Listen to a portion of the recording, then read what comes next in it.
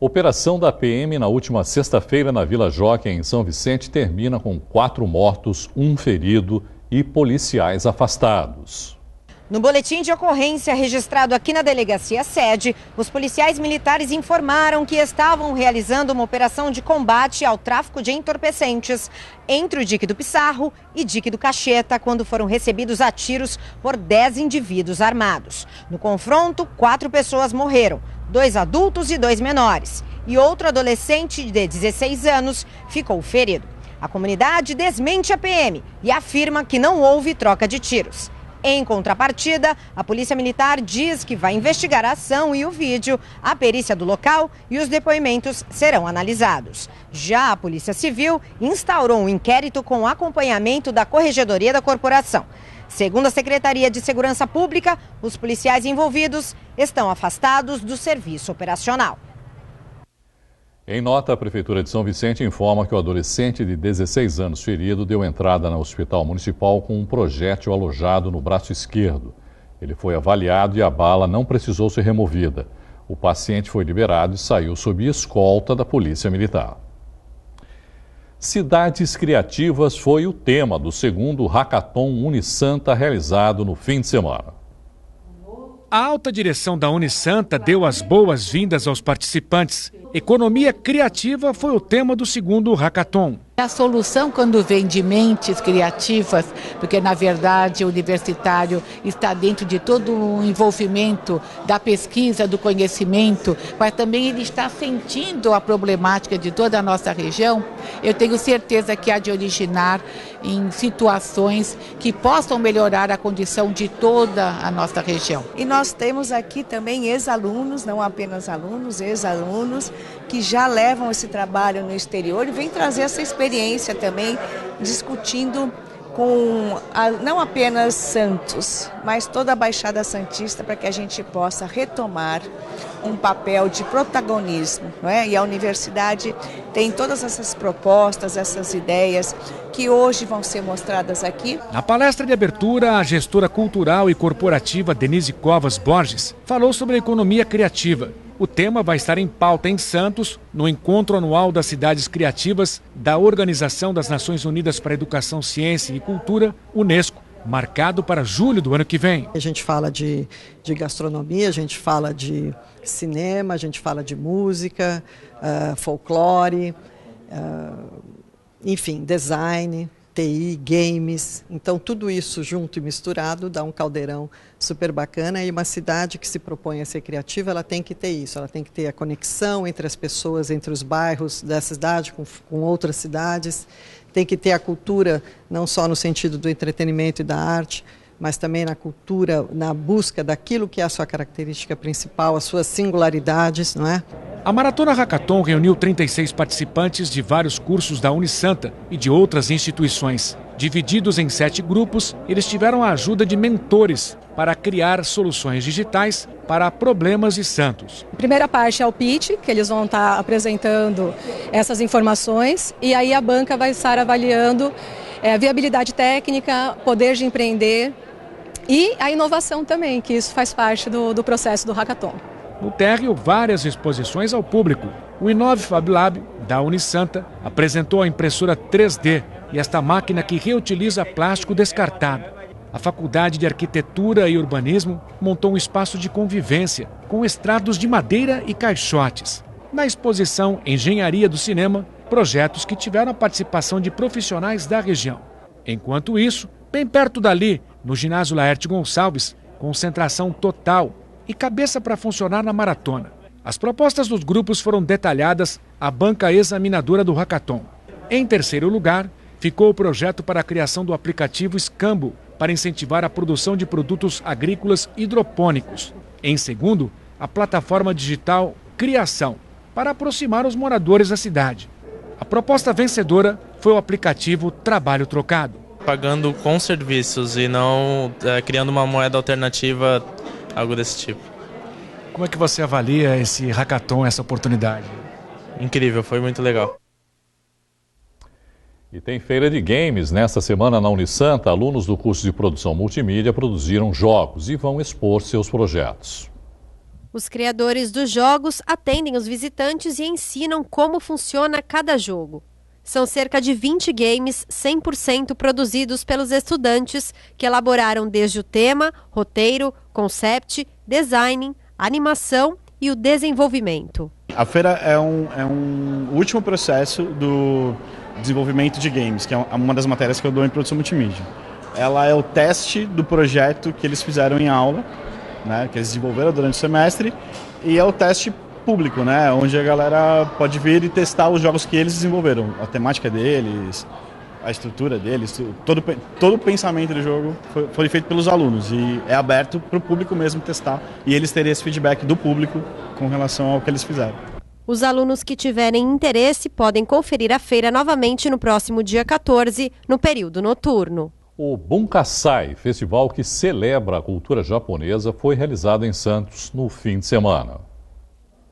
A mostra reúne bonecas de porcelana, kimonos de seda, as katanás, espadas usadas por samurais, os trajes de luta, as tradicionais bandeiras de carpa e os mangás, quadrinhos japoneses que a garotada adora. A Cris morava no Japão e há 1 ano e meio retornou a Santos. Veio à exposição matar a saudade. O que você mais gosta da cultura japonesa? Tudo. Eu gosto de tudo. Organização, das festas. A Ana Paula ficou encantada. Gostei muito assim de ter visto essas roupas, armaduras, né, de poder ver mais de pertinho assim, mais da cultura. Eu adoro. E quando se fala em Japão, não se pode esquecer da culinária, é claro. E por aqui alguns pratos pouco conhecidos. Sabe o que é okonomiyaki? Tipo uma panqueca, eu chamo de shisto do japonês, né? Que vai massa de cará e repolho, bastante legumes, bacon, molho especial à base de ostra e um molho próprio para okonomiyaki. Bem completo, né? Isso, e leva lascas de peixe katsuo, que chama em português bonito, né? E é bom ou não? Nossa, é uma alimentação completa, muito gostoso, eu recomendo. No palco, apresentações de taiko, os tradicionais tambores japoneses.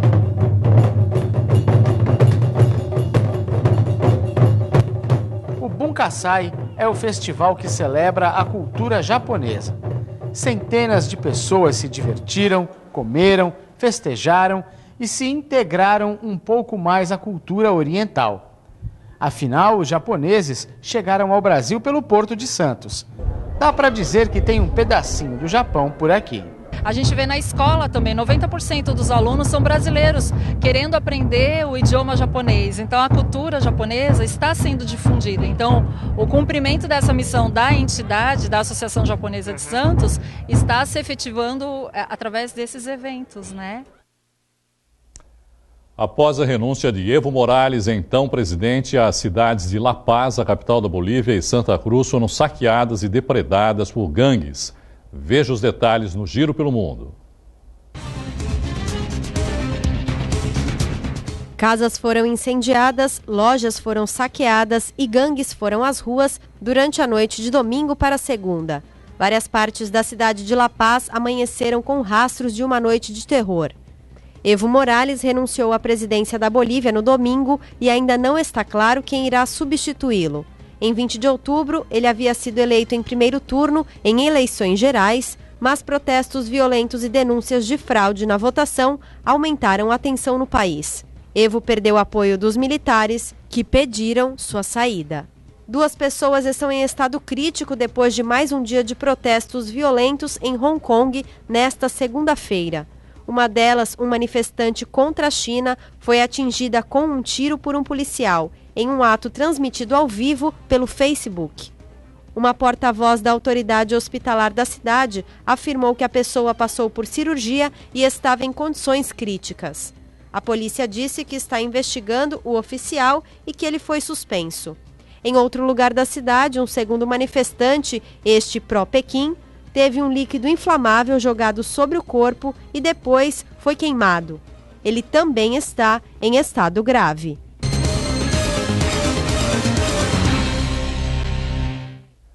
A Prefeitura de Santos está com inscrições abertas para profissionais da área da cultura que pretendem dar aulas. O repórter Fabiano Roma tem informações.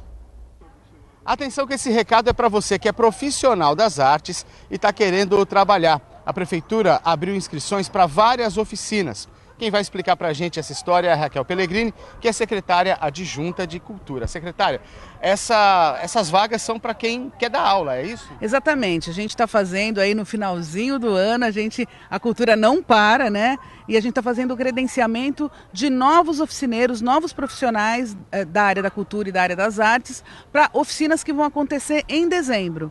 Nós vamos ofertar essas oficinas para o público depois, mas a gente precisa primeiro fazer esse credenciamento. Então, no DO do dia 4, da segunda-feira, na página 47, saiu um edital com várias áreas de atuação na área de teatro, de literatura, de audiovisual, de arte urbana e hip hop, de dança, de circo.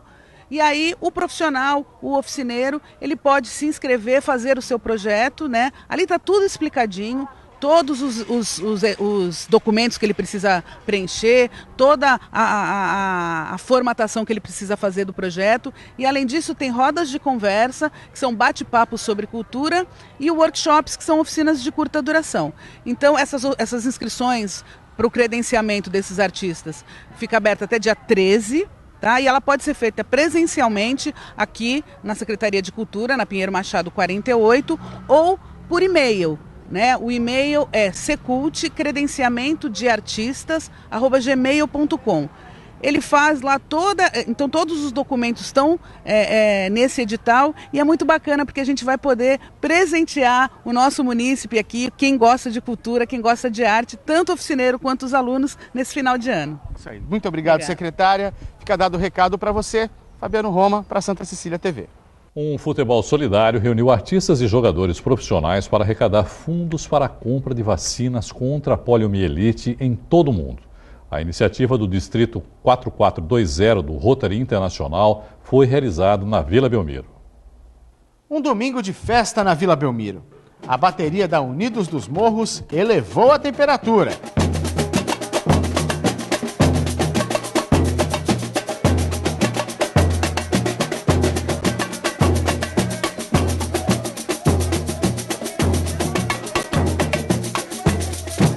Vários artistas da região se apresentaram. Tony Gordon, que venceu um reality show de música, cantou e emocionou o público.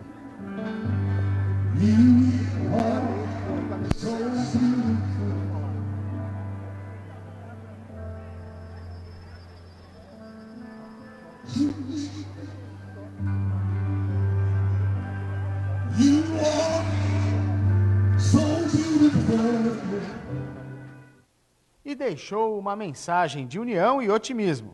A gente tem que acabar com o que realmente tem de ruim na nossa vida, entendeu? Então, se a gente pode participar e diminuir um pouquinho essa coisa da polio, poxa, que coisa, né? Incrível. Vamos com toda a força ficar muito maior para que de uma forma muito melhor a gente resolva todas essas questões. É isso aí. Grandes nomes do futebol também marcaram presença. Giovani, Rodrigão, Narciso fizeram questão de contribuir para a erradicação da poliomielite no mundo. Sei da importância do que é uma doença, sei da importância do que é você não ter nada. E fico feliz, a gente está sabendo que falta só um pouquinho e não tenho dúvida nenhuma que aos poucos nós vamos acabar com esse pouquinho que tem e que não vai ter mais. E a hora mais esperada, o jogo. Em campo, os craques contra a polio.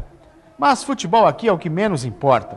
O que vale é chamar a atenção para uma doença que já não existe no Brasil, mas afeta países como Afeganistão, Paquistão, a poliomielite ou paralisia infantil.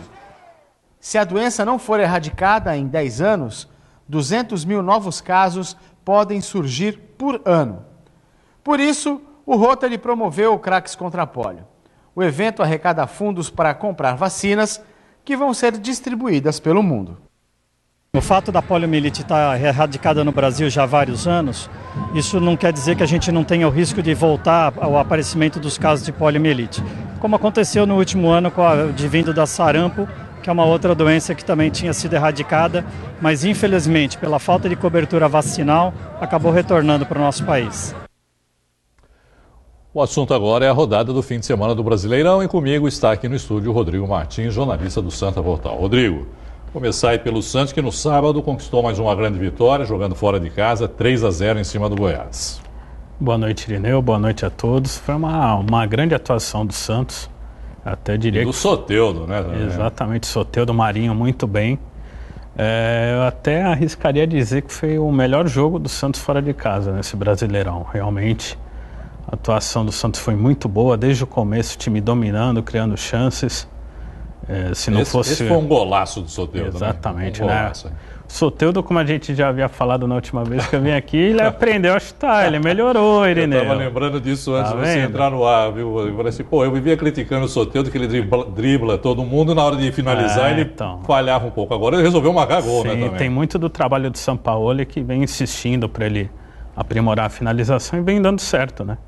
Ele fez aí um golaço de perna direita, de sem pulo, teve essa assistência para o gol do Marinho e depois ele fez o terceiro gol de perna esquerda, que não é o normal dele, né? E uma bola bem difícil do atacante acertar. O Soteldo e o Marinho foram os destaques nos dois últimos jogos do Santos, né? Os dois têm se destacado, não é? Além do Carlos Sanches, né? Que a gente já sabe da qualidade do futebol dele, mas o Soteldo e o Marinho, especialmente nesses dois últimos jogos. Sim, né? Com certeza. O Santos conseguiu retomar ali o que o Santos tinha de melhor na grande fase da equipe no campeonato, que é a velocidade pelas pontas, com o Marinho e com o Soteldo, os dois estão em grande fase.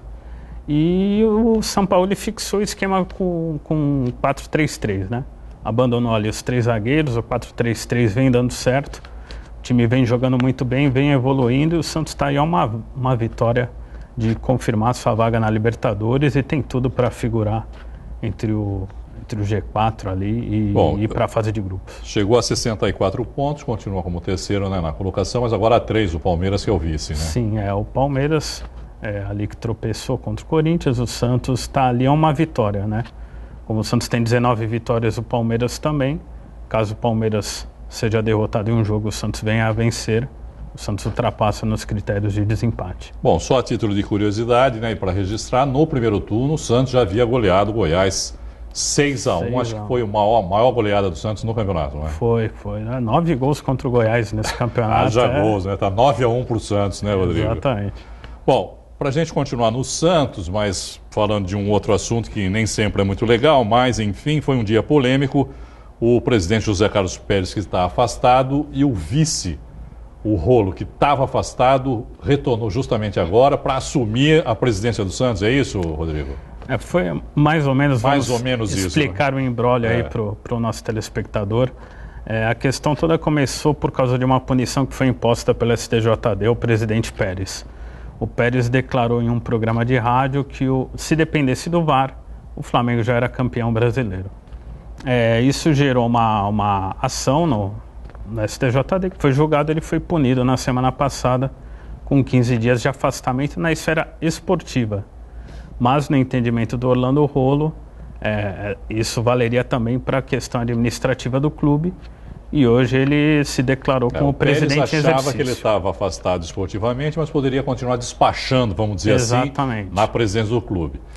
O Rolo achava que não, que ele estava afastado de tudo, não poderia assinar nenhum documento, inclusive, durante esse período. Exatamente. E aí o Orlando Rolo, hoje à tarde na Vila Belmiro, ele protocolou um pedido solicitando a saída de 4 membros do comitê de gestão do clube.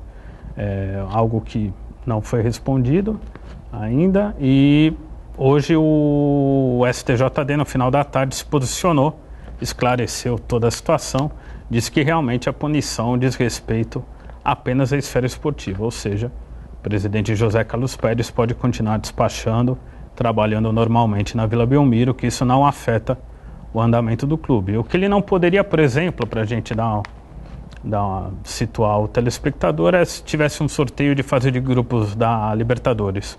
O Pérez não poderia representar o Santos. Basicamente seria isso. Bom, vamos voltar para o futebol, que é melhor. O clássico entre Corinthians e Palmeiras, já citamos aqui en passant, o Palmeiras acabou empatando 1-1. Os gols saíram só no finalzinho da partida, não é, Rodrigo? Foi um jogo bem... o primeiro tempo foi bem monótono, assim. O Palmeiras não conseguiu furar ali o sistema defensivo do Corinthians. No segundo tempo, o Palmeiras foi para cima. A gente viu esse pênalti aí que foi marcado, o Gustavo Scarpa bateu e o Walter pegou. O Palmeiras continua insistindo, mas o gol não saiu. E acabou que ficaram as emoções maiores reservadas para o final do jogo. Esse belo gol do Michel Macedo. Foi um golaço também. Exatamente. E aí quando parecia que tudo estava decidido, o Palmeiras achou empate. E foi um resultado que não foi bom para ninguém, né? Ficou ruim para os dois, né? O Palmeiras cada vez mais longe do título e o Corinthians ali na briga pela Libertadores, um resultado que também não influencia muito. Palmeiras é vice-líder agora com 67 pontos, o Corinthians é o 8º com 49. Para não passar batido, né, Rodrigo? O Flamengo venceu o Bahia por 3-1 de virada, terminou o primeiro tempo perdendo por 1-0, voltou atropelando o Bahia, fez 3-1. O Flamengo tem aí a passos largos caminho para ser campeão brasileiro e pode consolidar isso já essa semana, né? Caso vença o Vasco e o Grêmio e o Palmeiras venha a tropeçar contra o Bahia. 10 pontos, né? Voltou a 10 pontos a diferença para os dois. Bom, e o São Paulo perdeu em casa para o Atlético Paranaense 1-0, gol do Marcelo Cirino. São Paulo ele vive um grande problema e não consegue embalar uma boa sequência de jogos. Ontem até dominou no primeiro tempo, teve ótimas oportunidades para fazer o gol, mas caiu muito de rendimento no segundo tempo e o Thiago Volpi acabou no final entregando aí um gol para o Atlético Paranaense. Ele mesmo admitiu a falha e o São Paulo começa a ver com perigo a aproximação de times na briga por uma vaga na Libertadores. São Paulo que é o próximo adversário do Santos. Obrigado, viu, Rodrigo, pela sua participação. Obrigado, Irineu. Boa noite a todos. A edição de hoje termina aqui. Você continua bem informado acessando o Santa Portal. Tenham todos uma ótima noite e até amanhã.